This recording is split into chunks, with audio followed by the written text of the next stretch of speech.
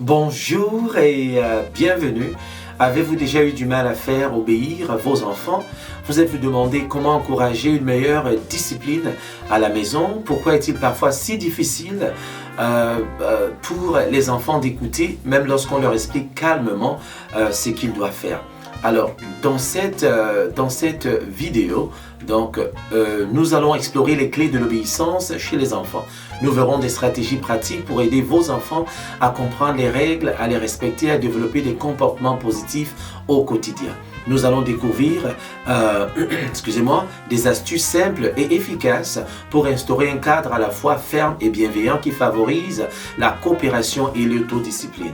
Alors, êtes-vous prêts à en savoir plus? Nous allons commencer. Donc, d'entrée de jeu, il est clair que certains parents abusent de leur autorité. Donc, cependant, le plus grand défi, le plus grand danger, plutôt est d'élever un enfant qui grandit sans les limites dont il a désespérément besoin. Donc, tout comme les sociétés et les nations ont besoin de lois et de règles pour fonctionner, chaque famille doit établir et respecter certaines règles. Donc, c'est notre amour mutuel, notre désir de bien-être mutuel et la crainte des conséquences qui nous poussent à l'obéissance. Donc, l'obéissance, il est clair, n'est pas innée. L'obéissance s'apprend.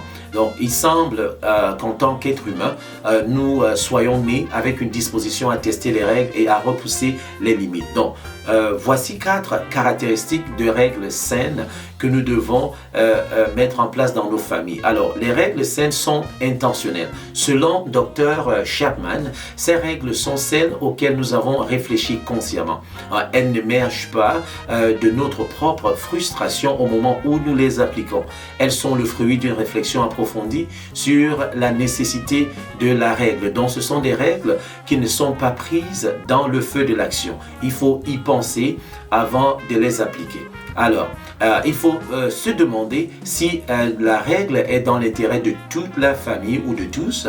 De telles règles ne devraient pas être captives de certaines traditions dénuées de sens.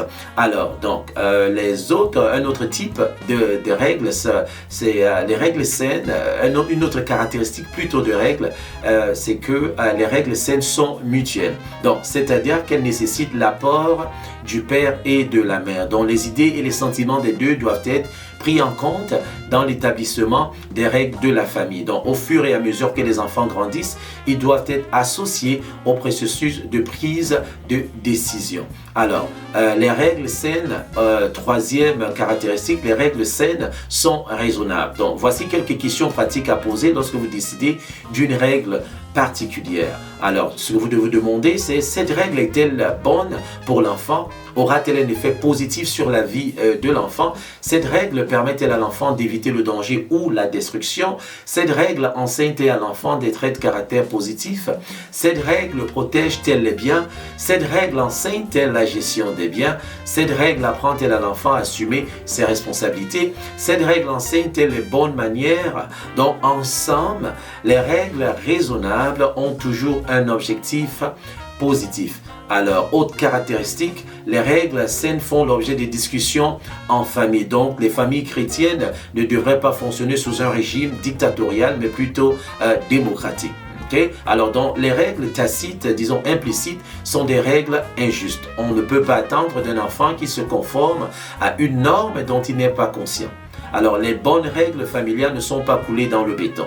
Si vous constatez qu'une règle particulière est préjudiciable plutôt qu'utile, vous devez être prêt à la modifier. Alors, ce qui nous amène à parler des conséquences. Alors, donc, le non-respect des règles civiles entraîne généralement des conséquences négatives. Donc, dans la famille, le principe reste le même. L'obéissance s'apprend en subissant les conséquences de la désobéissance. Je vais le répéter, l'obéissance s'apprend en subissant les conséquences de la désobéissance. Donc, les parents ont la responsabilité de s'assurer que les enfants comprennent les règles. Donc, en décidant des conséquences avant que l'enfant n'enfreigne la règle. Donc, ce qui est important, c'est de décider des conséquences avant que l'enfant n'enfreigne les règles. Donc, vous avez plus de chances, si vous le faites, vous avez plus de chances d'obtenir une conséquence raisonnable. Donc, cela étant dit, les conséquences ne motivent pas tout le monde à l'obéissance et les conséquences ne sont pas la seule chose qui nous motive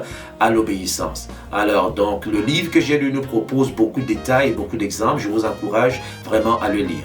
Okay? Alors donc les conséquences doivent être aussi étroitement liées à la règle que possible. Un détail aussi important.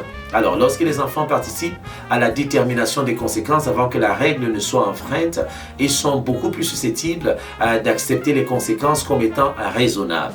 Donc, la discipline au sein de la famille doit être administrée par celui qui est à la maison, mais elle est la même quel que soit le parent qui la dispense. Ok, ça je vais le répéter. La discipline est administrée par celui qui est à la maison ou le parent qui est à la maison, mais elle doit être la même quel que soit le parent qui la dispense. Alors, et il est important ici d'être consistant dans la manière d'administrer la discipline à la maison. C'est ce que l'auteur nous amène à comprendre. Alors, dans Proverbe 13, 24 nous dit, celui qui épargne la verge est son fils, mais celui qui l'aime cherche à le corriger. La version Louis II. Donc ce verset met en lumière l'importance de la discipline dans l'éducation des enfants. Donc il compare l'absence de discipline à une forme de négligence. Donc selon ce verset, un parent qui n'exerce pas une certaine forme de correction ou de discipline, symbolisée ici par la verge, n'agit pas par amour pour son enfant, mais plutôt par négligence ou indifférence. En revanche, celui qui aime son enfant cherche à le guider, à le corriger pour l'aider à grandir et à éviter les mauvaises voies. Donc, il est important de noter que la verge, dans ce contexte, ne signifie pas nécessairement une forme de violence, mais plutôt une métaphore pour désigner la correction ou la discipline. Alors, le verset souligne que la discipline, quand elle est bien exercée et avec amour, est bénéfique plutôt pour le développement de l'enfant. Donc, les mots-clés ici, c'est amour et fermeté. Donc, une discipline bien exercée avec amour est bénéfique pour le développement de l'enfant. Alors, donc, c'est ce dont il est question ici. Je vous encourage fortement à lire le livre que j'ai lu. C'est le même, 5 caractéristiques d'une famille saine.